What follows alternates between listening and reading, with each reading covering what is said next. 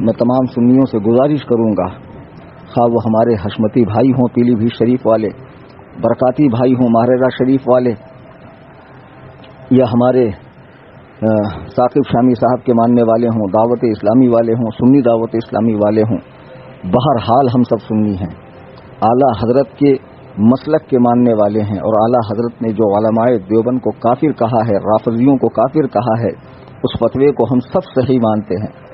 تو اس حد تک ہم لوگ اتحاد کر کے ان رافضی کتوں کا رد کریں، اور یاد رکھیں جب بھی آپ اجمیر شریف جائیں وہاں تاج الشریعہ کی ٹوپی پہننے والوں سے جھگڑا کیا جاتا ہے، مصطفیٰ جان رحمت پڑھنے والوں سے جھگڑا کیا جاتا ہے، ان سے شیرنی اور ان سے چادر نہ لینے والوں سے جھگڑا کیا جاتا ہے، اندر جا کر آپ مزار شریف میں تھوڑی دیر کھڑے رہیں، مار کر آپ کو بھگایا جائے گا، نذرانہ نہ دیں آپ کو مارا جائے گا۔ یہ ساری جو ظلم و زیادتی ہو رہی ہے، آپ ٹولی بنا کر اجمیر شریف جائیں، اور جب بھی کوئی مجاور آپ سے لڑے سب مل کر ان کو پیٹیں، ان کی اوقات ان کو دکھائیں، خبیثوں کو کوئی حیثیت نہیں ان کی، ان کا کوئی تعلق نہیں ہے سرکار غریب نواز سے۔ سرکار غریب نواز رضی اللہ تعالیٰ عنہ کی تعلیمات اس طرح کی تھی، معاذ اللہ رب العالمین کے صحابی رسول کے بھونکو حضرت امیر معاویہ کو فاسق کہہ رہا ہے، تیری ماں تیرے غم میں ماتم کرے حرام خور سانڈ۔ تجھے پتا ہے حضرت امیر معاویہ کے بارے میں اللہ کے نبی نے دعا فرمائی ہے کہ اللہ معاویہ کو کتاب کا حساب کا علم عطا فرما، معاویہ سے عذاب کو دور فرما لے۔ تو رسول اللہ صلی اللہ علیہ وسلم کی بات کو جھٹلانا چاہتا ہے؟ تیری اوقات کیا ہے، تیری حیثیت کیا ہے؟ ایک پیغام میں تمام سنیوں کو دوں گا۔ بعض لوگ میرے حوالے سے سمجھتے ہیں کہ میں صرف سنیوں کی ٹانگ کھینچتا ہوں، ایسا ہرگز نہیں ہے۔ 2014 میں عبداللہ مدنی سے مناظرے کے بعد میں مشہور ہوا، اور ہمیشہ میں غیر مقلدین کا، دیوبندیوں کا، شیعوں کا، تفضیلیوں کا، بدعات و خرافات کا، اہل قرآن کا، قادیانیوں کا رد کرتا ہوں۔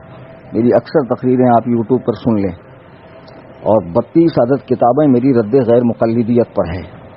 کبھی کبھی میں جو اپنے بھائیوں کے حوالے سے تقریر کر دیتا ہوں تو اس کی وجہ یہ بنتی ہے کہ پہل ان لوگوں کی طرف سے ہوتی ہے۔ یہ ہمارے بھائی اسٹیج پر آ کر بیان کر دیتے ہیں تو بادل ناخواستہ مجھے جواب دینا پڑتا ہے، میں جوابی کارروائی کرتا ہوں، پہل نہیں کرتا ہوں۔ ہمیشہ یاد رکھنا میرے جتنے بیانات ہیں وہ عمل نہیں ہے، رد عمل ہے۔ اس کے باوجود میں کہتا ہوں یہ ہمارے بھائی ہیں۔ اس وقت اہل سنت و جماعت میں دو فتنے اٹھ رہے ہیں۔ ایک ایسی کچھ خانقاہیں ہیں، بڑی بڑی خانقاہیں کہ جو اپنے بزرگوں کے راستے سے ہٹ کر شیعت کا لبادہ اوڑھ رہی ہے۔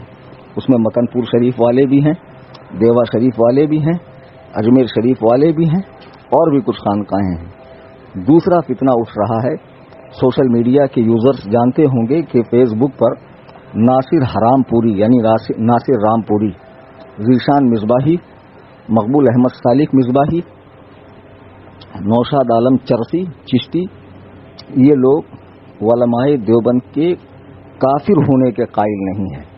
یہ پڑے ہوئے ان میں سے مصباحی الجامعۃ الاشرفیہ کے پڑے ہوئے ہیں، حالانکہ الجامعۃ الاشرفیہ نے اپنا موقف صاف کر دیا ہے کہ جو حسام الحرمین کی تائید نہیں کرے گا اس کی مصباحیت ختم ہے، اس کی سند منسوخ ہے۔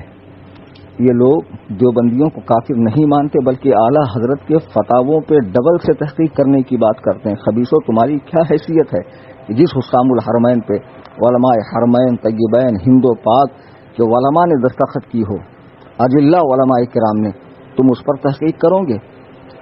پہلے اپنے نسب پہ تحقیق کرو کہ تمہارا سلسلہ نسب تو ٹھیک ہے، کہیں سے کسی نے ڈنڈی تو نہیں مار دی ہے جو تم جیسا حرام خور پیدا ہو گیا ہے۔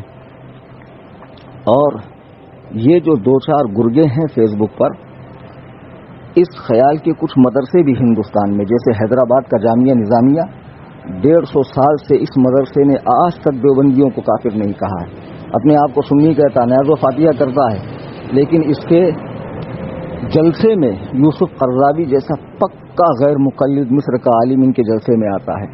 آج بھی دیوبندیوں کا آنا جانا ہے، اور ان لوگوں نے تو جامعہ نظامیہ سے فتویٰ تک نکال دیا ہے کہ غیر مقلد کی نماز جنازہ جائز ہے۔ دیوبندیوں کا ترجمہ قرآن انہوں نے چھاپا ہے، یہ سارے ثبوت ہمارے پاس ہے۔ اسی طرح خانقاہ مجیبیہ پھلواری شریف بہار میں ایک خانقاہ جس نے اعلیٰ حضرت کی کتاب حسام الحرمین کی تائید تصدیق نہیں کی۔ اسی طرح بدایوں میں ایک تھا خلیل برکاتی بجنوری، اس خبیث نے بھی اعلیٰ حضرت کی حسام الحرمین پر تائید کرنے سے انکار کیا۔ رامپور میں ایک خبیث تھا وجیہ الدین احمد خان، جس کا مدرسہ ہے مدرسۃ العلوم فرقانیہ، یہ ناصر بھی وہیں کا رہنے والا ہے۔ اسی طرح اب ایک فتنہ اٹھا ہے، الہ آباد میں ایک گاؤں ہے سید سراواں، ابو میاں ڈبو میاں، اس منحوس کی شکل دیکھ لو، شکل ہی دیوبندیوں جیسی ہے۔ یہ خبیث ایک رسالہ نکالتا ہے ماہنامہ الاحسان، اس میں ابن تیمیہ جیسے خبیث اعظم کو شیخ الاسلام علامہ ابن تیمیہ لکھا۔ اس کے مدرسے میں باقاعدہ جامعہ عارفیہ میں دیوبندی مولویوں کا، ندوی مولویوں کا آنا جانا ہے، اور معاذ اللہ ثم معاذ اللہ یہ اعلیٰ حضرت کے فتاوے کی تائید نہیں کرتا ہے۔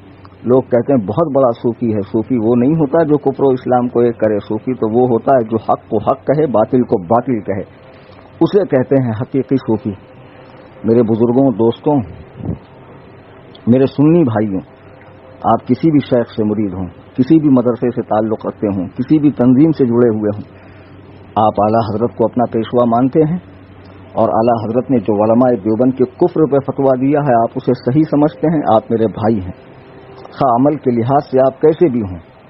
میں فقیر محمد کلیم حنفی رضوی، میرے پیر و مرشد حضور تاج الشریعہ، ان کے جو فتاوے ہیں اس پر میرا عمل ہے۔ ویڈیوگرافی، تصویر کشی، مائک کی نماز، چین کی گھڑی، اس پر عمل کرتے ہوئے جو لوگ اس پر عمل نہیں کرتے ہیں میں انہیں غیر سنی نہیں سمجھتا، معاذ اللہ اسلام سے خارج نہیں سمجھتا۔ بہرحال وہ ہمارے سنی بھائی ہیں، مسائل کا اختلاف اپنی جگہ، لیکن آج تمام سنیوں کو مل کر ان دو فرقوں سے لڑنا ہے۔ اصل صلح کلی جو ہیں یہ جامعہ نظامیہ والے، سید سراواں والے، یہ ناصر مقبول جیسے لوگ، یہ ڈاکٹر پادری کے ماننے والے منہاجی، اور دوسرے درجے میں وہ پیر صاحبان، وہ مجاور صاحبان جو صحابی رسول حضرت امیر معاویہ پہ بھونکتے ہیں، سب متحد ہو جائیے اور ان خبیثوں سے لڑیے۔ آپ کو پتا ہوگا کہ دعوت اسلامی کے امیر مولانا الیاس قادری نے ایک سوال کے جواب میں کہا کہ 10ویں محرم کو شادی کرنا جائز ہے، اگر کوئی نہ کرے تو اچھی بات ہے محبت اہل بیت میں۔ تب بھی اس بندے کو لوگوں نے خارجی کہا، دشمن اہل بیت کہا۔ خبیثوں، قرآن و حدیث کا علم ہے تمہیں؟ سال کے 12 مہینے ہر دن ہر سیکنڈ نکاح ہو سکتا ہے، کسی دن منع نہیں ہے۔ اللہ تعالیٰ فرماتا ہے، حدیث قدسی ہے، لا تسبوا الدہر وانا الدہر، زمانے کو گالی مت دو، زمانہ میں خود ہوں۔ تو شادی تو کسی دن بھی ہو سکتی، تم نے اتنی سی بات پہ ایک مسلمان کو خارجی کہہ دیا، تمہاری ہمتیں اتنی بڑھ گئی ہے۔